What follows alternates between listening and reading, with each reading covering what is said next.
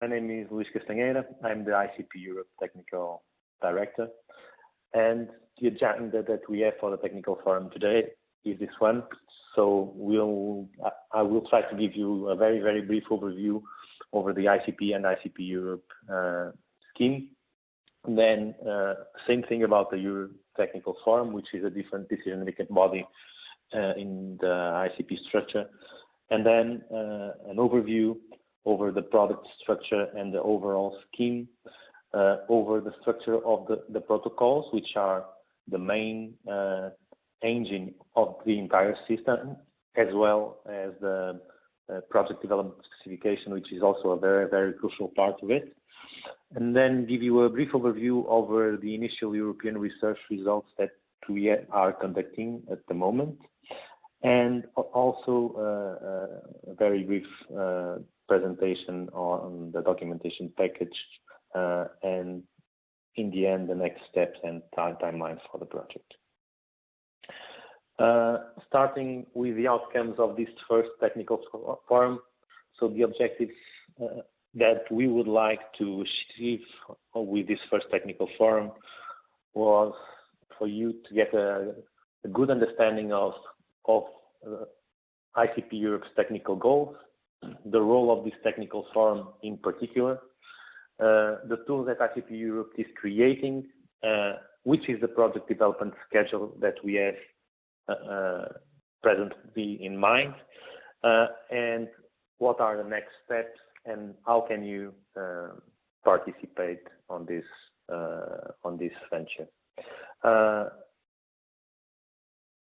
If you have questions during the webinar, please click the chat button at the top of the screen in the Join Me control panel, and please address your questions to host. As much as possible, questions will be answered during this presentation, and in the end, you will see that questions that are not answered during the presentation will be answered in a specific part on the part of the technical forum in our website, and we will also be building another channels of communications, including a LinkedIn group for this technical forum activities. So no question will remain unanswered. So we can possibly not answer all the questions today, but we will answer all of them through different channels. So thank you very much for your questions.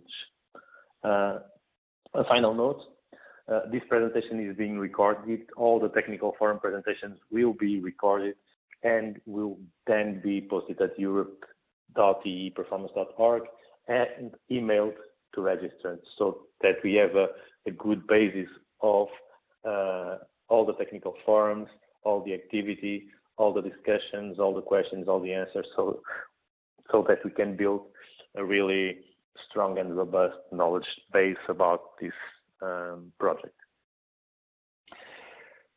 Regarding ICP Europe, as the majority of you probably know, we have had before this technical forum, we have had other webinars. So this is a technical forum activity, so I will not go in detail about some of the issues that were already presented and discussed on those webinars. But anyway, some initial grounding on ICP Europe is still very, very relevant. And the initial grounding on ICP and ICP Europe is that the critical mismatch has been identified locally and globally in the energy efficiency markets between project promoters and investors, meaning that investors have money to allocate to energy efficiency projects, and project developers have projects to develop, but there seems to be a market barrier to make this market really work.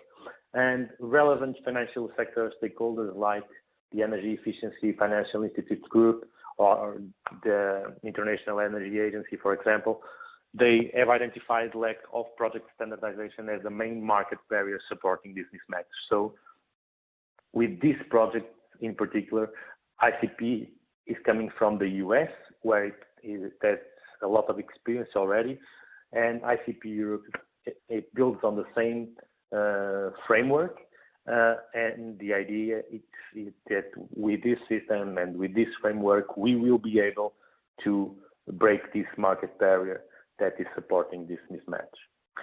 So ICP is seeking to bring this standardization to the market with a suite of products, implementation procedures, and partners, and we will go over it in this presentation.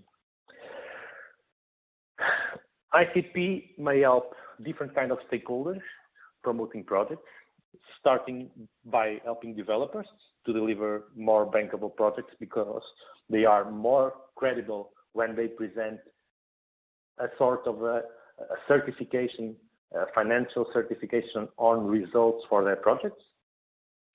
Also, administrators to reduce program process and costs because, as you know, there is a lot of lack of standardization on this field, and also help investors to manage risk.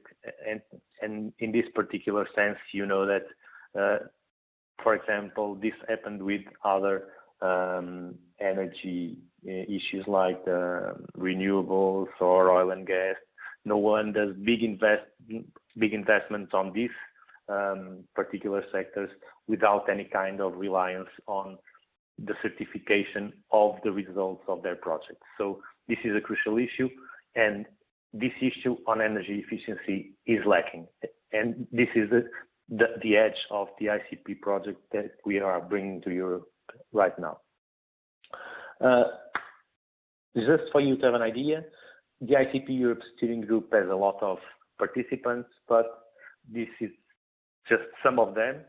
And for the kind of organizations that you see here, you can obviously understand that a lot of interest from the main stakeholders is being put into this project. We have E.ON, we have the Covenant of Mayors, BPIE, EDF, Siemens, the Green Investment Bank. So all of them are on our ICP Europe steering group. So this is a clear sign that all these institutions and all the main market stakeholders are very engaged with this process and with this project.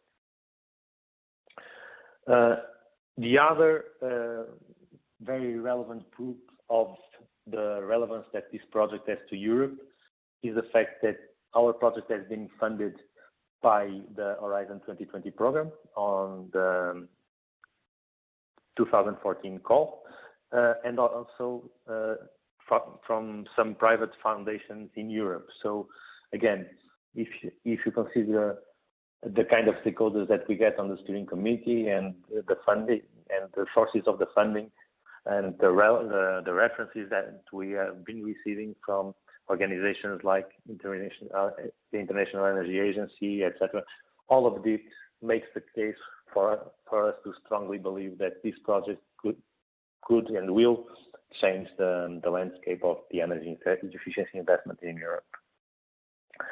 Regarding ICP Europe and the ICP Europe Technical Forum. What is the Technical Forum? The Technical Forum is a voluntary advisory group. All of you are members and very welcome members of the Technical Forum for ICP Europe. And this group ensures that ICP Europe staff produces relevant products and services for the European renovation market. And how are we going to do this? Well, we are going to do this by providing market insights and feedback on draft products. So you will be contributing with your very, very valuable insight and feedback on our drafted products. By providing local, national, and European law knowledge on relevant standards, best practices, and initiatives. And this is something that I will address later on this presentation, but it's a crucial issue for the success of this project also. And finally, by identifying projects and programs for piloting of ICP Europe products and services. Just for you to have an idea, presently the Technical Forum has 82 members from these countries. The size of the lettering on this slide represents the number the relative number of members across all these countries. So we have a very good representation of the main countries in Europe, and also some countries outside of Europe, as you can see. But we are still working on to build more and more members on this technical forum. Regarding affiliation, and also to give you an overview, we have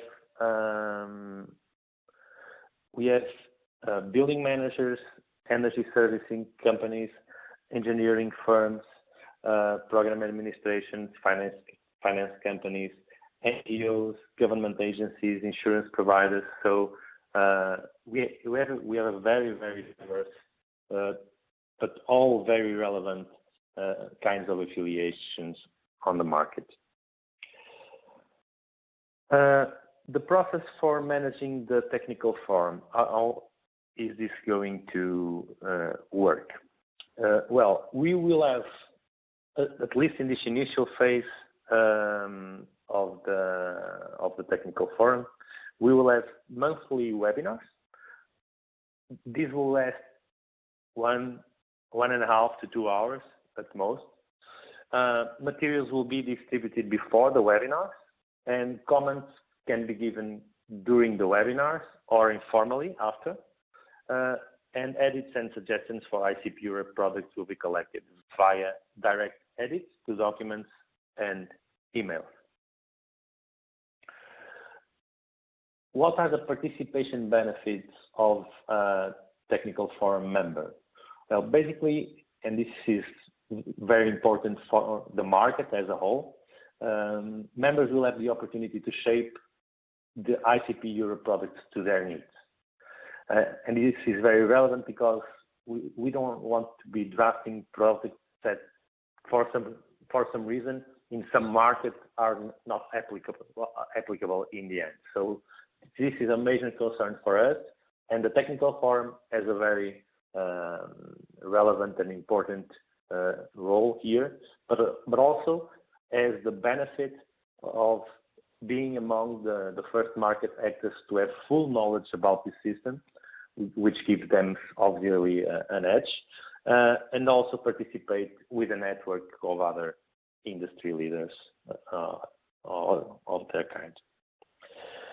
Well, regarding the energy performance protocols, like I said a while ago, the energy performance protocols are the main engine of this system.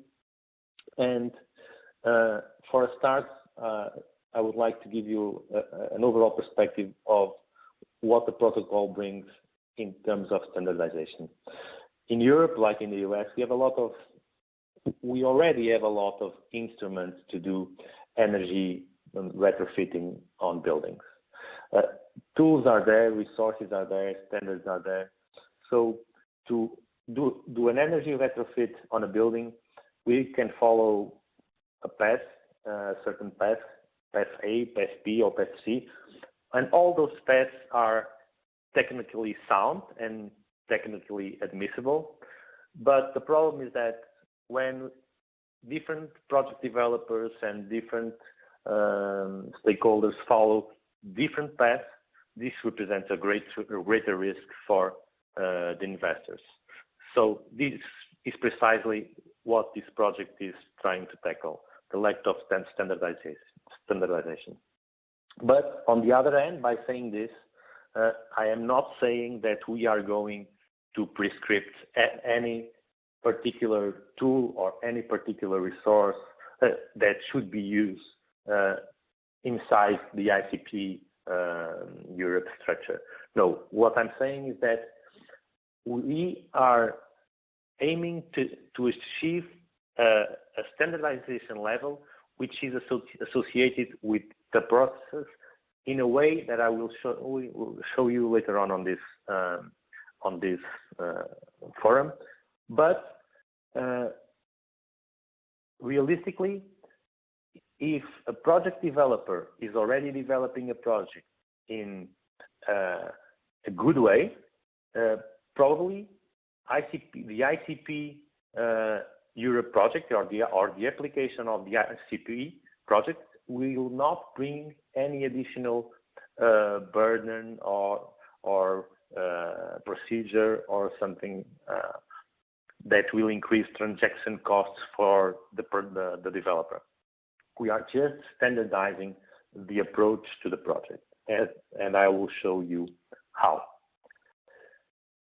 So basically, the energy performance protocols have 5 phases, and these are the baselining phase, the savings projections phase, design, construction and commissioning, operations, maintenance and monitoring, and measurement and verification.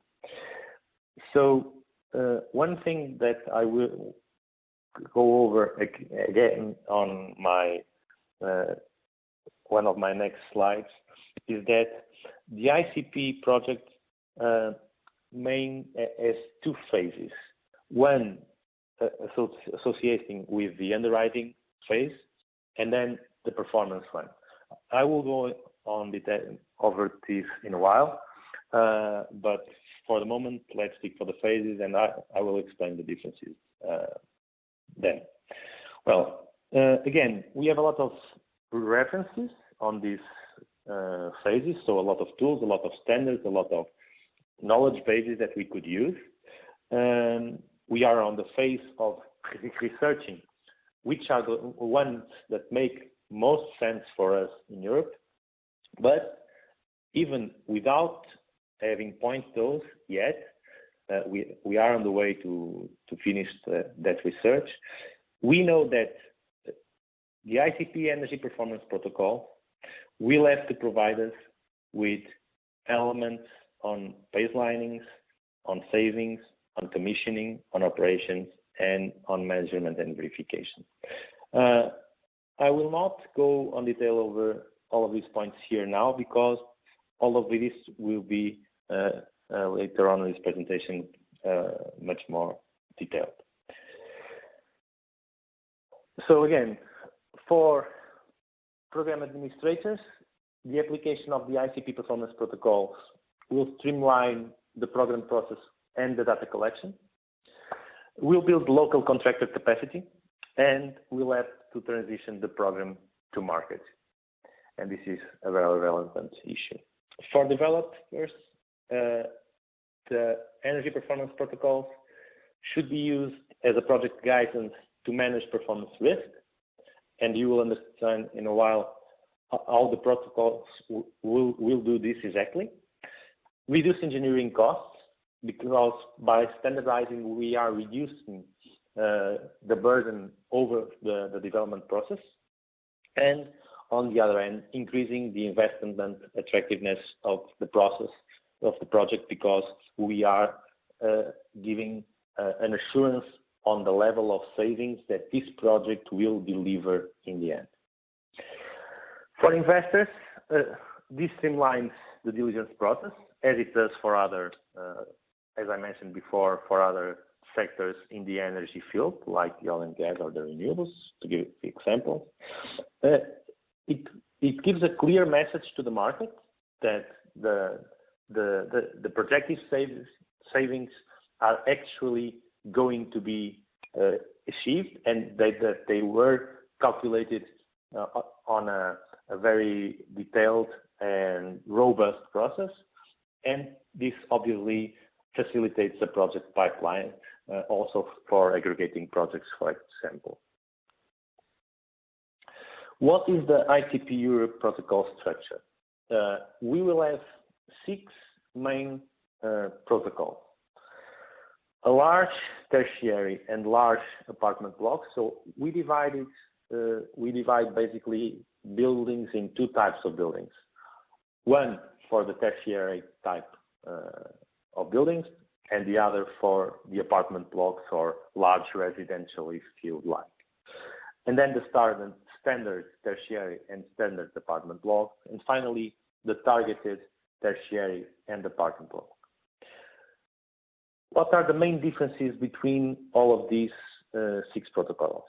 Well, between the large and the standard, both for tertiary and apartment block, the main difference sits on the project capital expenditure. For the large buildings, we are looking to capital expenditures above 1 million euros, and for the standard, we are looking below 1 million euros, but both address the whole building retrofit. The targeted protocols, on the other end, they are looking into just single or limited number of energy efficiency measures. For example, if you go on a building and you go there to retrofit the lighting system or the HVAC system or just the envelope of it, then you can look into a single or limited number of energy efficiency measures, because with this kind of protocol, you have a lighter, in a way you have a lighter process on the technical side, but also you cannot use this kind of protocols if you have a retrofit where you have a considerable number of interacting measures. If you have energy efficiency measures that their effects are interacting with other systems, then you will need a standard or even a large approach on it. Regarding process timing of the process, this is a very relevant issue of the ICP project, because this process has two phases.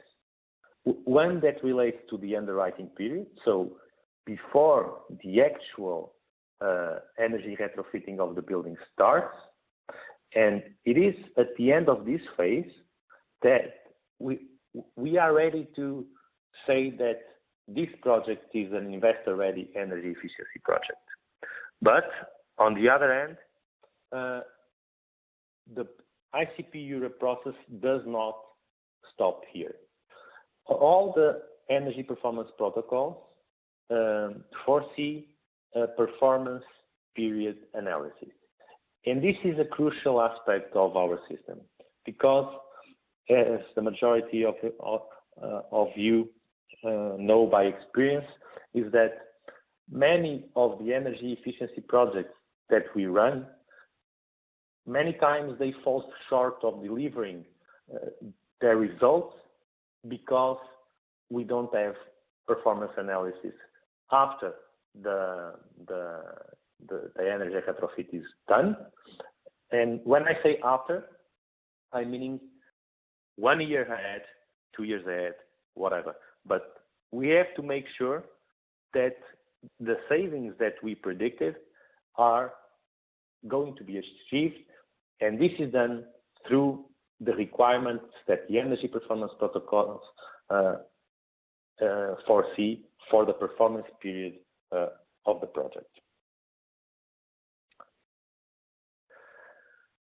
Regarding the EU particular project, what are the strategic design principles for our protocols?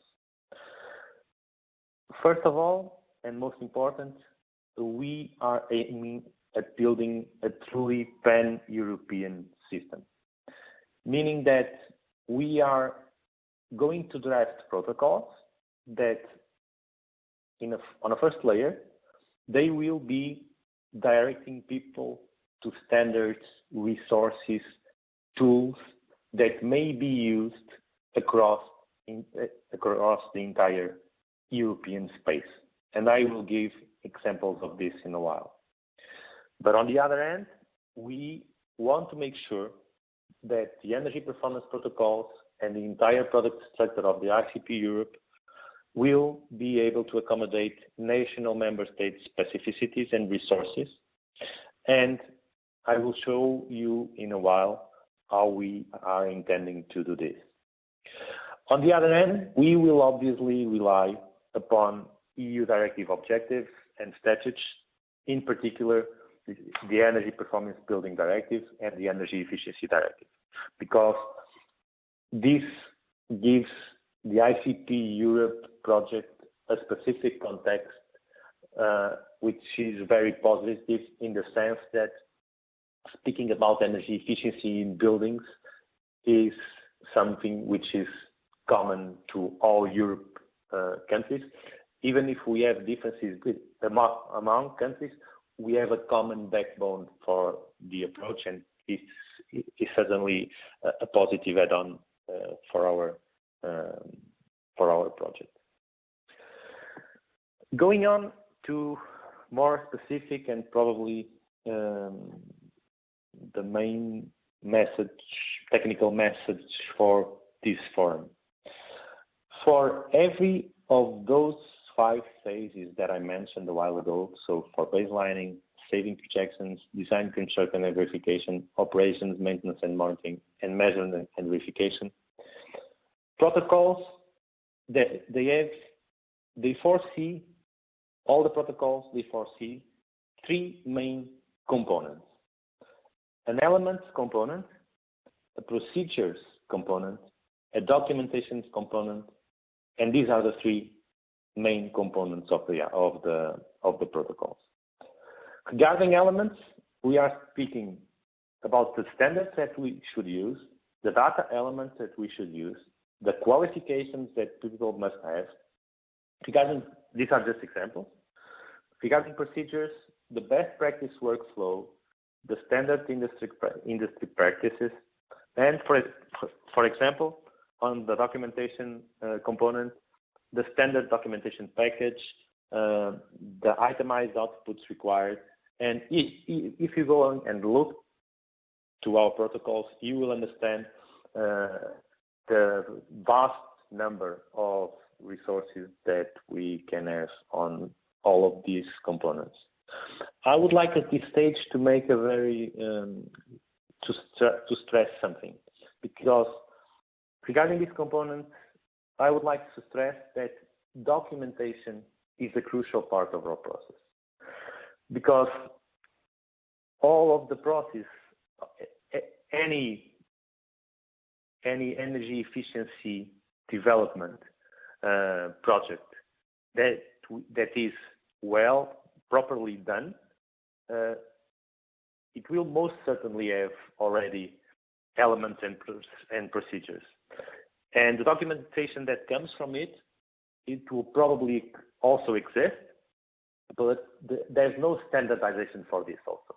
And this is also a crucial and very distinct approach on our system, meaning that in the future, we foresee, for example, that a software suite may come up to help project developers and quality assurance parties on our process to not only to treat the elements and run the procedures, but also to standardize the way in which the documentation is taken.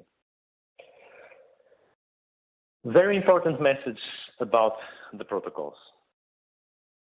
The protocols do not invent new standards, meaning we are not inventing any new standards, any new resource, any new tool, apart from bringing all of that knowledge, all of those resources, all of those tools into a structured approach, a structured system that uses them in a coherent and standardized way.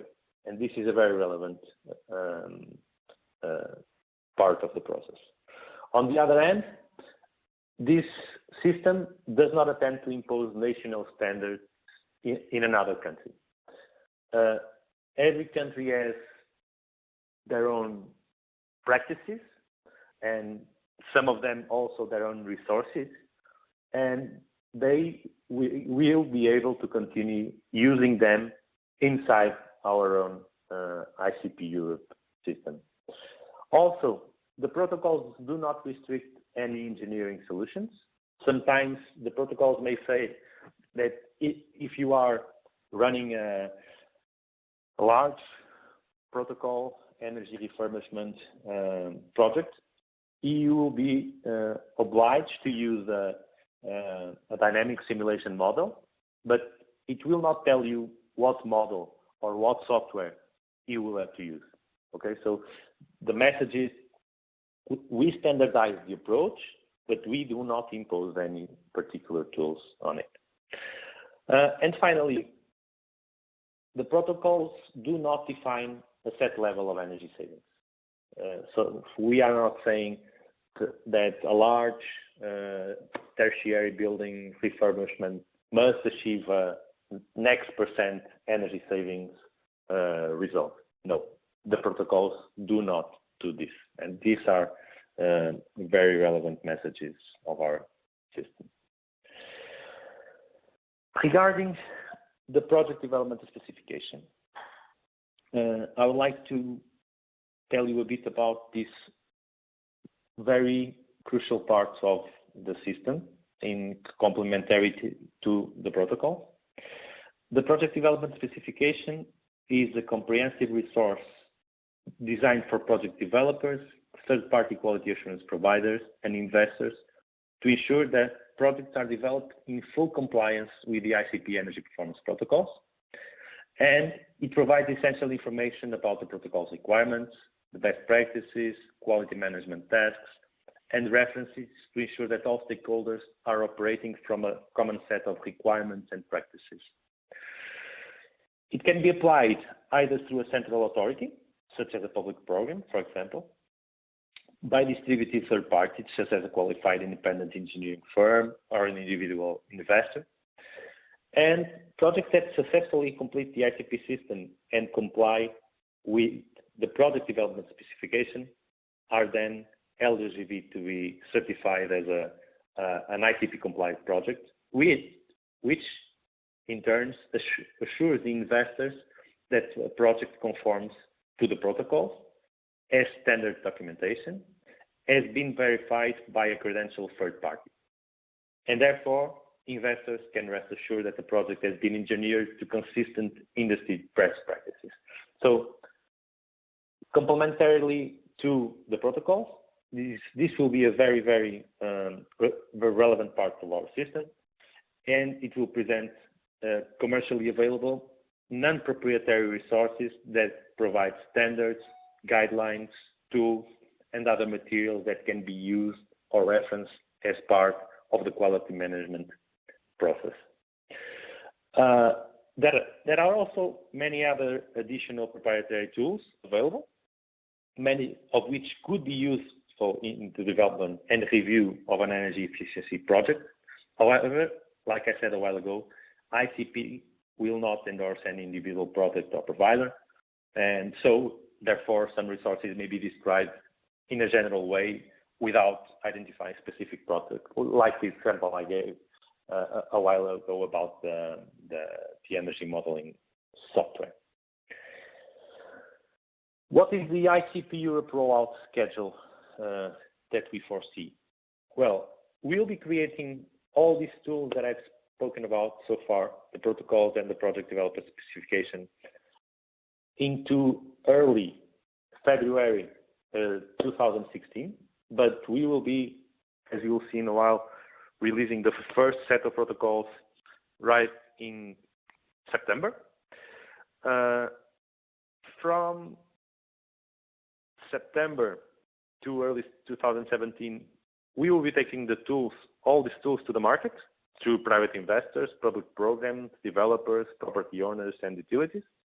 And we are sure that this project will, from 2016 onwards, be a catalyst for change, connecting projects to capital and facilitating projects and programs that have been sitting on the shelf for a while. And we are quite sure that with the help of all of you, we will be able to change the energy efficiency investment landscape in Europe. A bit more technical perspective over the protocol structure now. I will go over the 5 main phases that we have seen. And since this is the first technical forum, The main idea today is to give you an overview on what the structure is, what are the main elements, procedures and documentation, so that when you read through the protocols, you understand the reasoning behind them. And on next technical forums, we will be going over each of these components in much higher detail in order to receive your contributions and shape their final version that the market needs. I would add at this stage that you can find on our website not only the US protocols, but also ICP Europe protocol mockup. So if you read through them today, after this first technical forum, you will certainly be able to understand quite clearly what is the scheme and the reasoning behind the system. And in that way, you will be able to help us in a more informed way to get the proper and the most adequate resources and knowledge bases to our ICP Europe structure protocols. Regarding baselining, what elements, procedures, documentation will we need on our protocols? At least 12, but it could range from 12 to 36 months of utility data. And when I say utility data, I mean all energy uses data types. So not only electricity, but all the energy vectors that we are using inside our buildings. We need at least 12 months of this data. No major renovations on this data, meaning that if we are going to do an energy efficiency retrofit over a building that has been subjected to major renovation recently, we cannot use this protocol unless we can separate the energy retrofit we are going to do on top of the other one, because if the building had a major renovation in very recently, the data that we will get will be affected by that major renovation. So we have this limitation, which I think it will not be crucial for the majority of the projects. Develop a 12-month baseline on the basis of this utility data. And also, to do this, we have to determine the end use energy use. Again, and pointing back to the resource research that we are conducting, we can obviously, in some cases, also use estimation procedures for this. But we know that in some cases, in some countries, documents and studies exist that can characterize the energy, the end use of energy inside some certain types of buildings. So this is a very crucial element of the baselining procedure, and it gives you an idea of the kind of resources and knowledge bases that we are looking for. We also have to collect building asset operational and performance data, as well as weather and occupancy data. As you all know, weather and occupancy affect the baseline, but also when we are calculating savings. So there are procedures already studied and again foreseen for example, the US protocols. Weather data is not an issue, I would say, in the majority of the European countries also. But for example, information regarding occupancy is quite relevant and not always accessible. So we are also looking for references that can give us this information. But if not, we can always run, again, on the basis of specific analysis over the buildings, what is the occupancy data that we should consider for this specific. I decided to include in the end of each of these 5 phases here a baseline documentation information, just so that we can start to understand that the documentation is in fact a very, very relevant part of the system. And just as an example, documentation regarding baseline would include weather data, baseline period, energy data, access to all building asset operational and performance data, the utility rate structure, interval data, submitter data, load profiles, monthly peak demand, on-site weather data, owner's rent roll.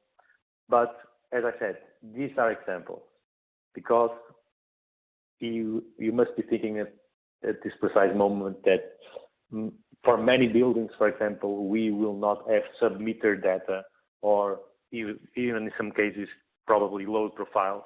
So again, this is not an impediment to the application of the system.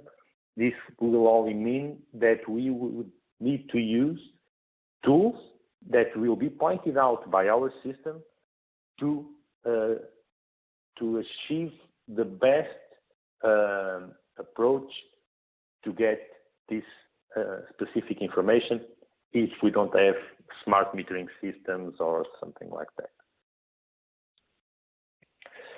Regarding savings calculations, again, we would have to use energy modeling software or calculation methods, and this phrase is very relevant again, because it says modeling software or calculation methods, and this depends on the type of protocol that you are running.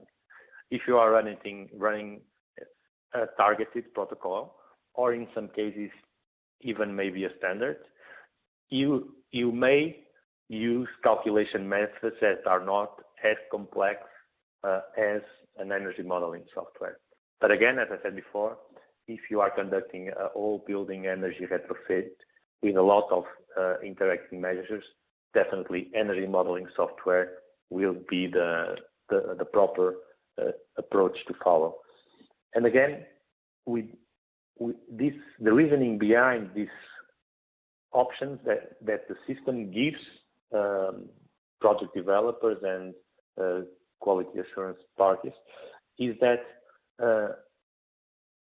energy transaction costs are a crucial issue for the system also. So ICP does not want to increase transaction costs over the process, and it will not do that, or complexity.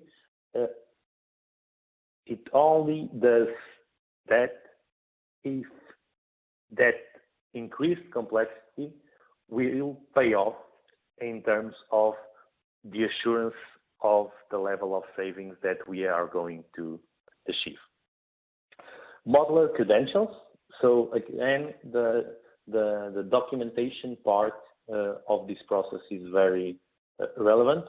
So we will be conducting ahead on this system. We will be conducting certification for project developers, certifications for third-party quality assurance of the system, and this credentialing, this certification of the main technical stakeholders involved in this process is very, very important for the process again.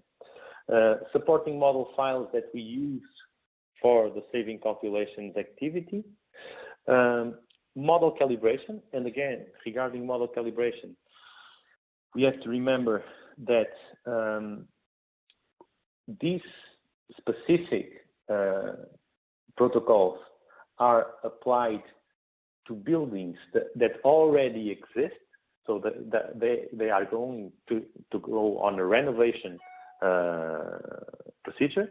So model calibration is very important and very relevant because it can be done on the basis of the information that you already have from all those elements that I referred a while ago, like occupancy data, utility rate structure, energy use information for all the energy vectors, etc.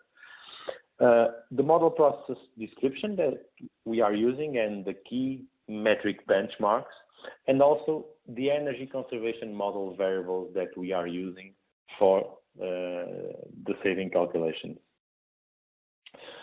Again, we would model individual saving results and package results in terms of the different kind of protocols that we are using.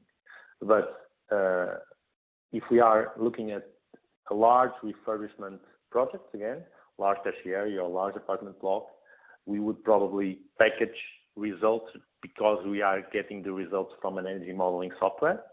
But on the other end, if we are using a targeted one, we would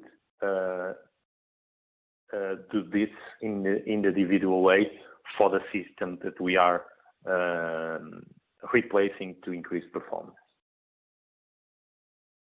Documentation again for this specific energy model qualifications, the energy consultant qualifications. Obviously, that again, this energy modeler qualification and energy consultant qualification, it's something that most probably will change from country to country in European member states. But again, ICP Europe will do its best to have a common backbone on these qualifications also. The calibrated model inputs and calibration results, the model input files, the output files, weather file, workbooks, calculation tools, the basis for cost estimates. And this particular case here, it's something which for the ICP Europe scheme is very relevant, because usually energy efficiency technicians are quite used to calculate energy savings that a certain energy efficiency measure may bring, but they are very used to do this in terms of energy saved. But the question is that for this system, for the ICP system, the cost is a major element, because it affects the main outputs of the system. And then running a proper process of cost estimating over the measure on a life cycle costing perspective, it's a crucial issue again, and it's an issue that it's going to be dealt with in detail within the protocols again. Regarding design, construction, and verification, again, we have some elements and procedures which are crucial for this phase of the system application. We have the operational performance verification plan, and this is also something which is not, we are entering here on the phase after the underwriting, because we are asking for either the project developer or the quality assurance party to go on the scene and verify the operational performance of a system or of the systems, and this has to be planned before. So this is the reason why we have the plan here. So even before the actual energy refurbishment starts, any ICP compliant project has to present this plan. So we are not yet performing this operational performance verification, but we have to present a plan where we state how are we going to do this, and this will also be quite detailed, especially on the project development specifications. And again, the same thing for the operational performance effort, which is basically targeted commissioning, targeted on the systems that we foresee on the plan, and also on the approaches, meaning what kind of inspections we are going to run, spot measurements, data logging, whatever the approaches are. These have to be quite well detailed and explained on our OPV plan. Last but not least, on this specific of design, construction, and verification, training. So the system foresees training for any project developer, people that are going to be responsible for this OPV plan implementation, and also, again, a systems manual which will build the basis also to not only for the training but mainly for the performance and the running of the system. So as you see, this is not only about estimating savings, constructing baselines. No, this system is a lot about planning, documenting, registering, and with a lot of attention on the performance period of the energy efficiency refurbishment. So again, the documentation, the qualifications of the provider, the plan, the report, the systems manual, the statement that the project conforms to intent of the scope, the training materials, and the record of the training. So again, any ICP compliant system will have to run training sessions with training materials and recordings of it, and these recordings will be part of the documentation package that the system has to deliver in the end. Going on to operations, maintenance, and monitoring. Again, operations, maintenance, and monitoring will demand for an operations, maintenance, and monitoring plan to ensure that the ongoing management regime selected is appropriate in the scope of the energy efficiency project, the complexity of the systems, and the skill level of the facility staff. And again, it must ensure that the management regime and the hierarchy are well defined with clear roles and responsibilities, plans of action for response and issue resolution, and a reporting process to ensure that accountability is factored into the management regime. So again, a lot of planning, documentation, register of the entire process. This process, again, will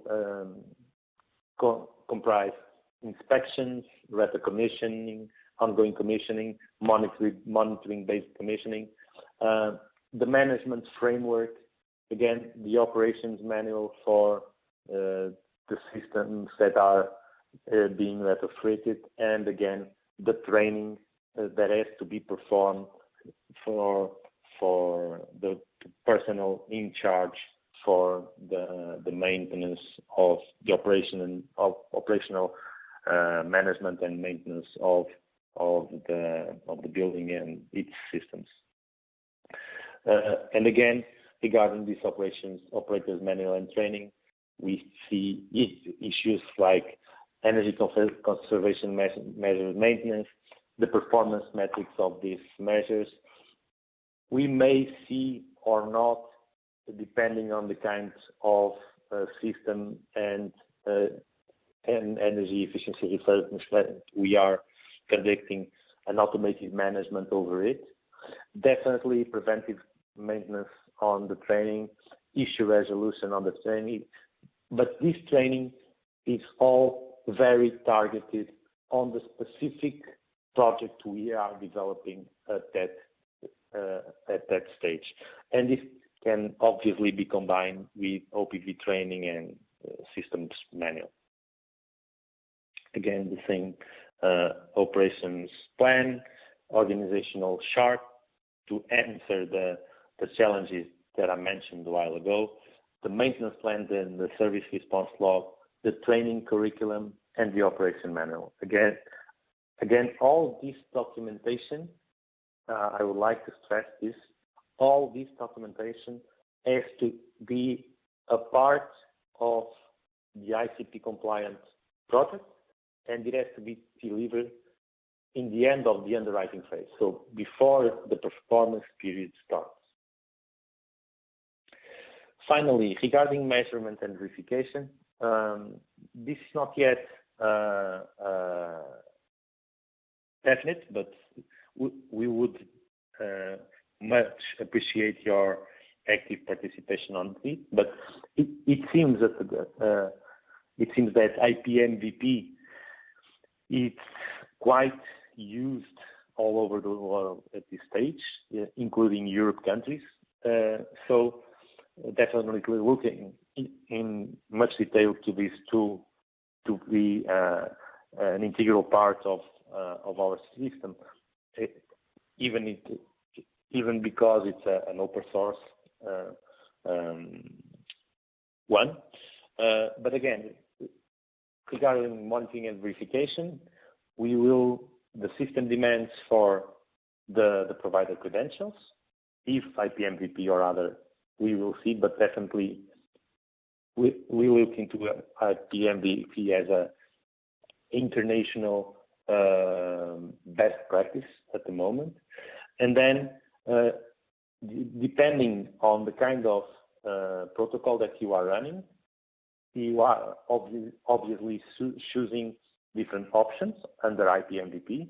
Option C to a whole facility if you are conducting large, for sure, but you can also choose other options for like retrofit simulation, for example, options A and B if you are going in the direction of a targeted one, for example, and you have to deliver the monitoring and verification report in the end.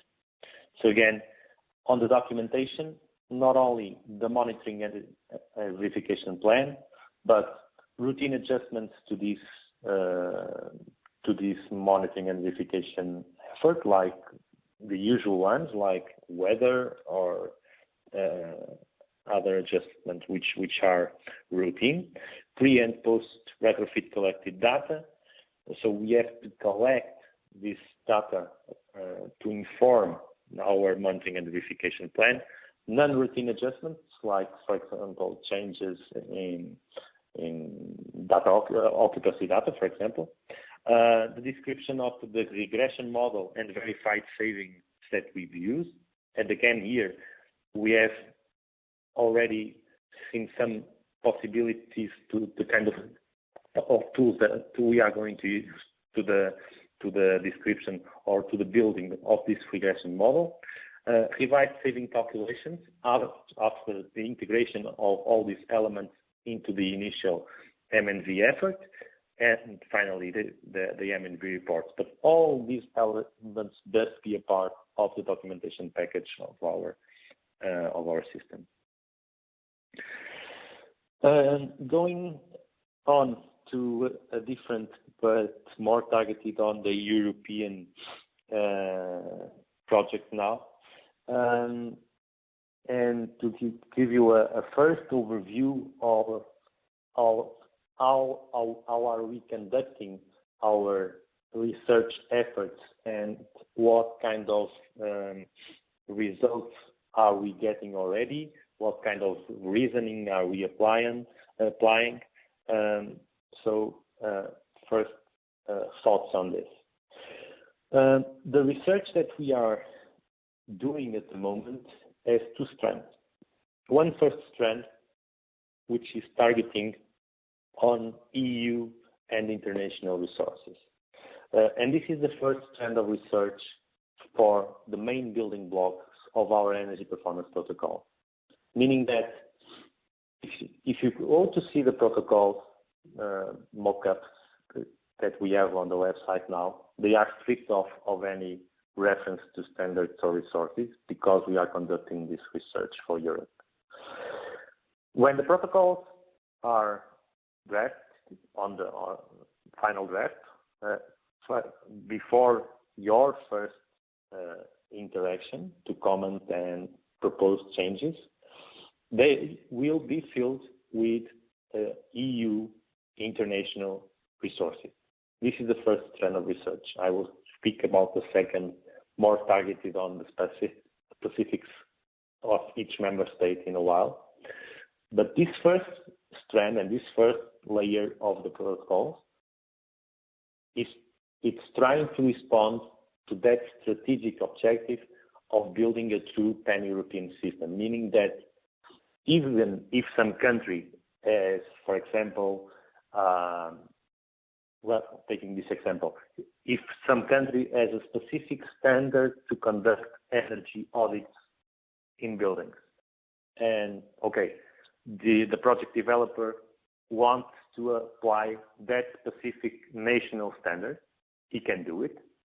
But if he decides to apply the European one, we are trying to make sure that we are providing people with pan-European resources. So then the project developer may choose, but the first approach is targeted on EU international resources. And I brought you here just one example, because on the next technical forum, you will probably have a complete draft of the first protocol with a complete list of resources. So on this first technical forum, I just brought one simple example for you to understand the reasoning behind our research effort. And the example that I brought you is regarding energy audits. In terms of international and European standards for energy audits, our first initial results pointed out these three resources as the main ones: ISO 50002 for energy audits, and the European norms 16,247, parts 1 and 2. Part 1 being general requirements, and part 2 being energy audits on buildings. What we are thinking about doing at this stage is to point EN 16247 Part 2 as the main resource for the ICP Europe protocols regarding energy audits. And why is this? One, because all of the elements, as you may as well and very clearly understand, the principles and the methodologies beyond all of these three resources are quite similar, but part 2 is very specific on buildings. And we, again, because of transaction costs, because of complexity, because of burdening people that are going to apply this system, we don't want to point out to many references. So we are aiming to point out to a single reference that everyone could use in that country. Saying this is not the same as saying that people cannot use, for example, ISO 50002 to conduct an energy audit on a building. No, it does not mean that. ICP Europe will try to bring the references that we think that better represent the state of the art at the moment, and that are more specific to the kind of projects that we are trying to promote here. But again, this is an open system, and and if the methodologies that are pointed out on a resource are followed, or similar ones that give the same kind of assurance over that task in particular, that is admissible. And in that respect, the third-party quality assurance providers will have a very relevant role to make sure that the final ICP package is compliant. This regarding the first strand of research. Regarding the national standards and best practices, we have been conducting this research effort for a while now, and we are researching standards and best practices for 30 European countries with the idea to build an annex table to each protocol, meaning that when a project developer, for example, is applying a protocol, he would go to the protocol and he would see the EU or ISO or international level resource that I mentioned on the previous slide, but he would also see something like you can use resource A, or you can use your national specific resource on table X. And we are building this table X with this research that we are conducting on standards and best practices for these countries.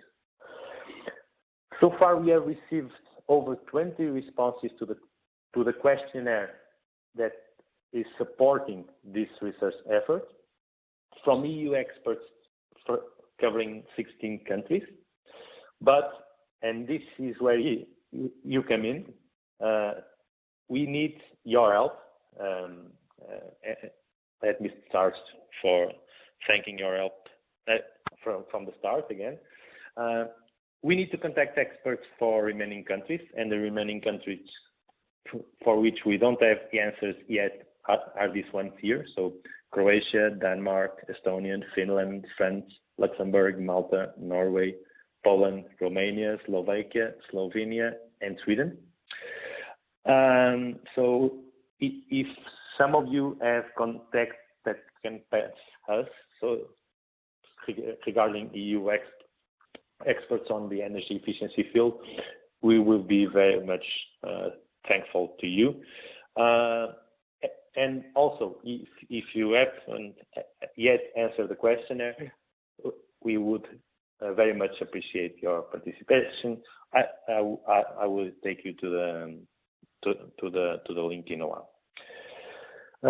Just as an example again, for example, for the scope of standards for baselining regarding historical energy use and building asset data, we start from analyzing what the ICP protocols in the US have there, because they have been developing those for 4 years now, and they are being applied presently in many pilot projects. And we are trying to find the best fit to these references. So we got, for example, for Austria, Germany, Portugal, and the UK, these references in this particular moment.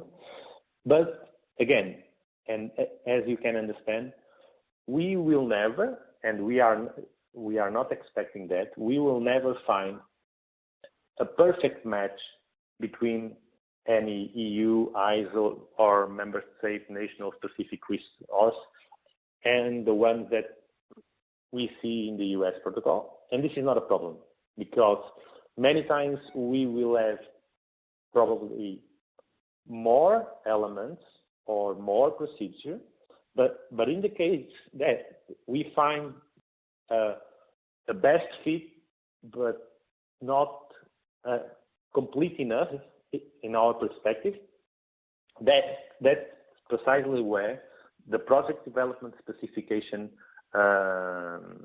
document plays a vital role, because there we can fill this gap between commas.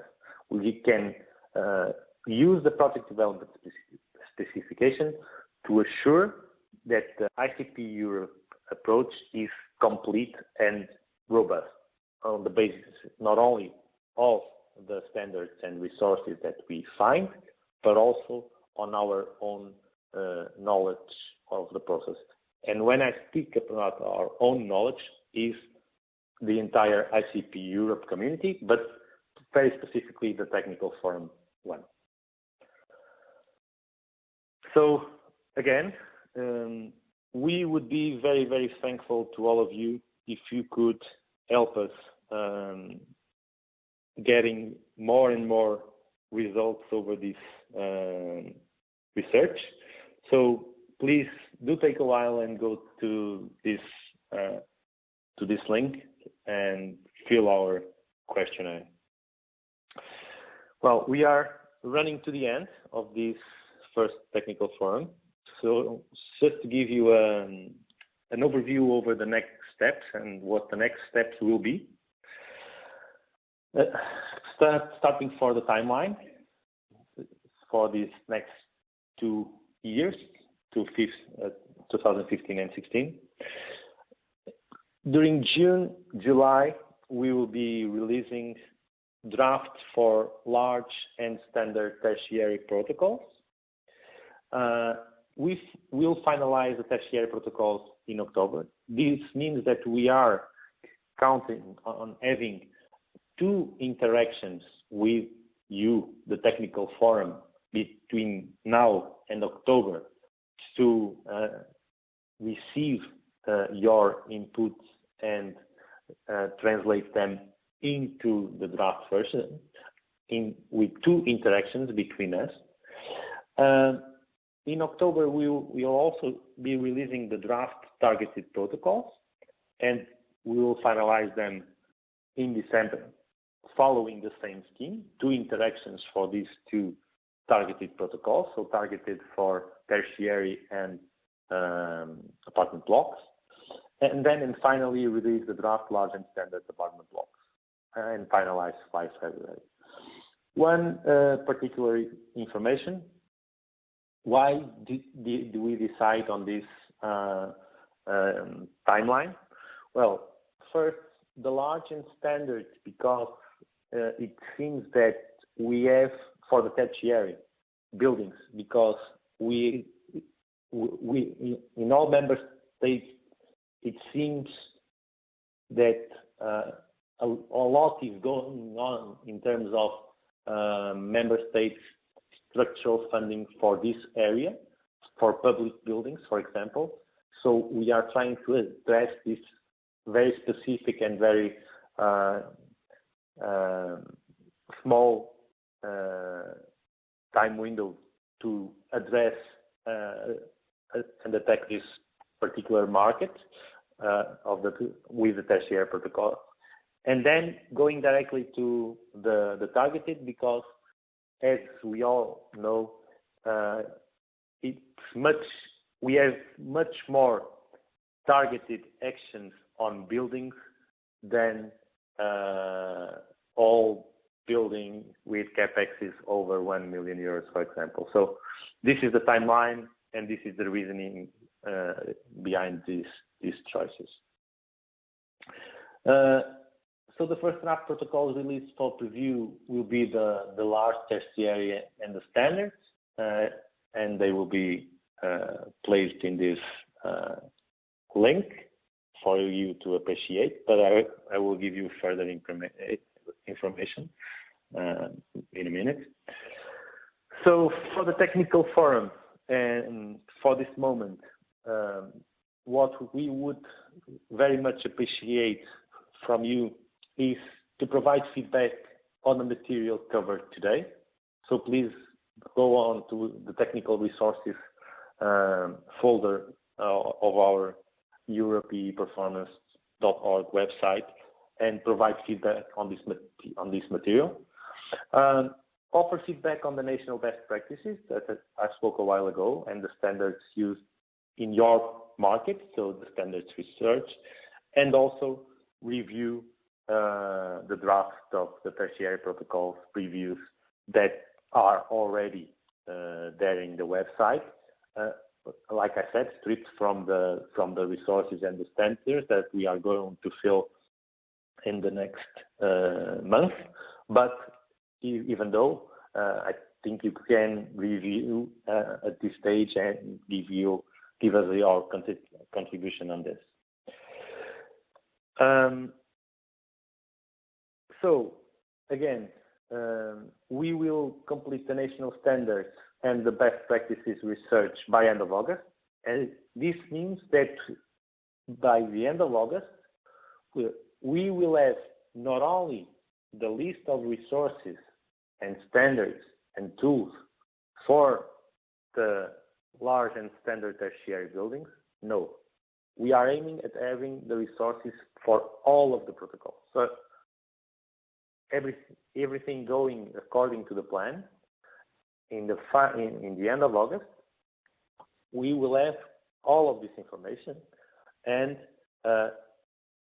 with the feedback from this webinar and informal discussions, we will use all of this information to adjust protocol design and complete the draft for the large and standard tertiary protocols that will be released in mid-September. But as I said, we are running the whole review over standards, resources, knowledge databases for the entire system until the end of August.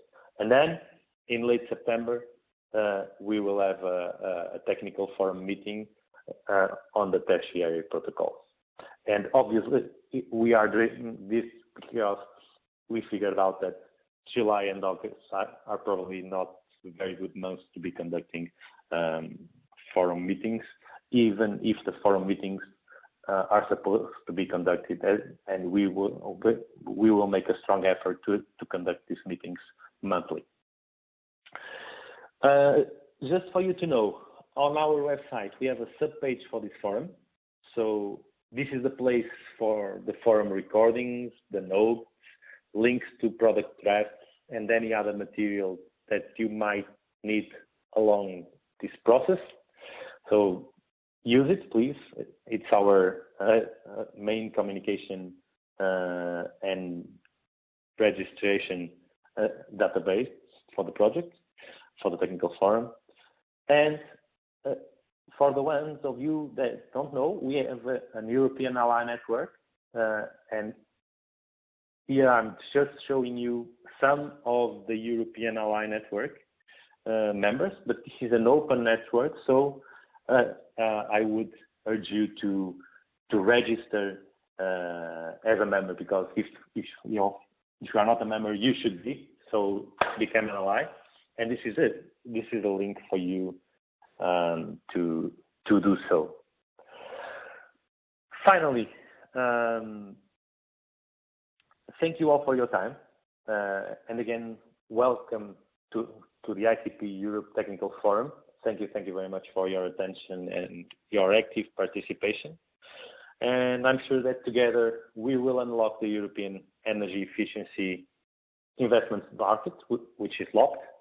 And please address your questions now. We will keep this